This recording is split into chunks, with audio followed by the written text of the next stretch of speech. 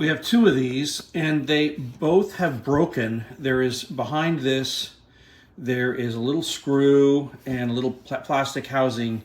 And, you know, this hasn't been mistreated, but both of ours have broken. This looks all crusty just because it's super glue, because I had to reattach it and there was no way to reattach this thing. But it's a great coffee carafe. It's just this part is very fragile and breaks easily. All right, we are trying out our new coffee maker machine. It looks pretty cool. I'm excited. We're testing it on right now. Oh, you can see me there.